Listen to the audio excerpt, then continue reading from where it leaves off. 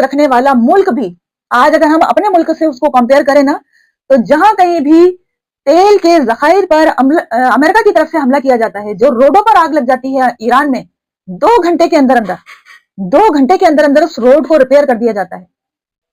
الحمدللہ، ماشاء اللہ، سبحان اللہ، بارک اللہ. اللہ تعالیٰ ان کی ٹیکنالوجی کو، چاہے وہ اپنے ہی ملک کے دائرے میں رہتے ہوئے اس کو نبھاتے ہیں، اللہ تعالیٰ اور ترقی عطا فرمائے. اور ہمیں بھی کچھ سبق حاصل کرنے کی نصیحت پکڑنی چاہیے اس چیز سے. اس کے ساتھ ساتھ آگے جو ہمیں بہت احتیاط کے ساتھ اپنے میڈیا کو استعمال کرنے کی درخواست کرنا چاہوں گی، وہ یہی ہے کہ ہمیں مرچ مسالے لگا کر انڈیا کا میڈیا ہو یا پاکستان کا میڈیا ہو، عجیب ہی شکل دکھا رہا ہے ایران اور اسرائیل امریکہ کے مقابلے پر. یعنی کہ ہمیں میڈیا کیا دکھا رہا ہے؟ ہمیں میڈیا میں جہاں کھول کر دیکھو بس یہ نظر آ رہا ہے ایران نے وہاں حملہ کر دیا، ایران نے وہاں میزائل پھینک دیا، ایران نے وہاں بم مار دیا، ایران نے وہاں اٹیک کر دیا. مطلب آپ ذرا غور کریں کہ ہمیں کیا پکچر دکھائی جا رہی ہے. میڈیا کے ہاتھوں کھلونا نہیں بننا ہے. آپ ذرا اس بات کو نظر میں لے کر آئیں گے نا کہ ایک طرف تو ہاتھی کھڑا ہے، دوسری طرف چیٹی ہے. میں ہاتھی یہاں پر اسرائیل اور امریکہ کو کہہ رہی ہوں اور چیٹی ایران کو کہہ رہی ہوں. تو آپ بس یہی راگ الاپتے رہیں گے کہ چیٹی نے جو ہے وہ ہاتھی کے کھال کے اوپر ایک ڈنک مار دیا. سارے کام چیٹی کے بتاتے رہیں گے. چیٹی نے یہ کر دیا، چیٹی نے وہ کر دیا، چیٹی نے کان میں جا کر پھونک مار دی، چیٹی نے ناک میں گھسنے کی کوشش کی. سب کام چیٹی کر رہی ہے، ہاتھی کچھ نہیں کر رہا. ہاتھی کے حملہ جو کر رہا ہے وہ کون بتائے گا؟ اس کو سمجھنے کی ضرورت ہے. یہ ہمارے ہاتھوں میں جو گیجٹس ہے نا، یہ اسرائیل کی پروڈکٹ ہے. اس کے اندر ہمیں وہی چیزیں دکھائی جائیں گی، وہی باتیں بتائی جائیں گی جو ایران کے خلاف اور اسرائیل اور امریکہ کے حق میں ہوں گی.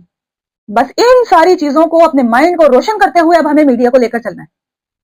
صرف یک طرفہ تصویر نہیں دیکھنی ہے کہ ہاں بھائی سب کچھ ساری تباہی کو. میں اتنا ہی بتانا چاہتی ہوں مختصر سا کہ ہمیں اپنے ہوش کے ناخن لے کر میڈیا کی آئی ہوئی خبروں کو صحیح سمجھنا ہے، یا اس میں کیا رہا ہے نا وہ اس کی مجبوری ہے.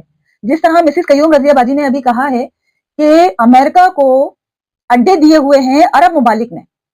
عرب ممالک کی وجہ کیا ہے کہ عرب ممالک پیسہ دیتا ہے اور یہ امریکہ وہاں پر زمین اپنا خطہ لے کر اپنے فوجی وہاں پر حفاظتی اقدام کے لیے اتار دیتے ہیں. عرب ممالک کو اپنی پالیسی چینج کرنے کی ضرورت ہے.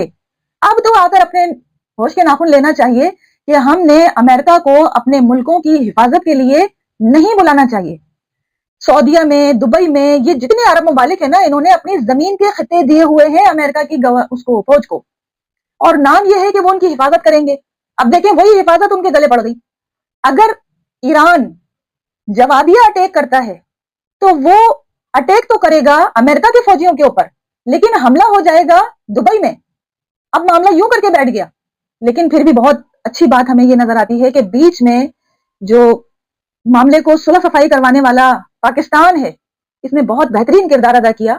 ایران کے حملہ کرنے کی وجہ سے سعودیہ نے اس اعتبار سے جوابی کارروائی نہیں کی.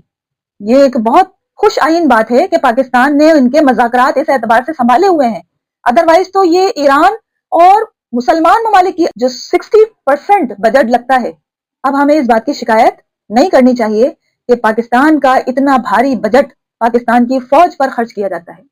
جس طریقے سے علل اعلان چائنا ایران کی مدد کر رہا ہے، رشیا ایران کی مدد کر رہا ہے، اسی طریقے سے پوشیدہ طور پر مورل انداز میں پاکستان بھی ایران کی مدد کر رہا ہے. وہ الگ بات ہے کہ ہم اعلان نہیں کر رہے ہیں اس بات کا، اس کی بھی کچھ پالیسیز ہیں، تو ان سب کو ملوز خاص رکھنا ہوتا ہے. کوئی اندھے گونگے بہرے بن کر کسی بھی آگ میں نہیں چھلانگ مارنے کی اجازت ہے، بلکہ ہوش و حواس کے ساتھ، سمجھ بوجھ کے ساتھ، ساری پلاننگ کے ساتھ. اور پلاننگ تو پاکستان مسلمانوں میں نظر ہی نہیں آتی.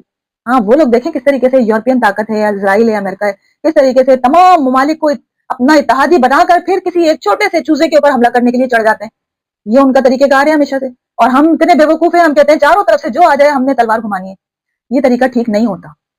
سمجھ بوجھ کے ساتھ اپنے تمام معاملات کو لے کر چلنا چاہیے.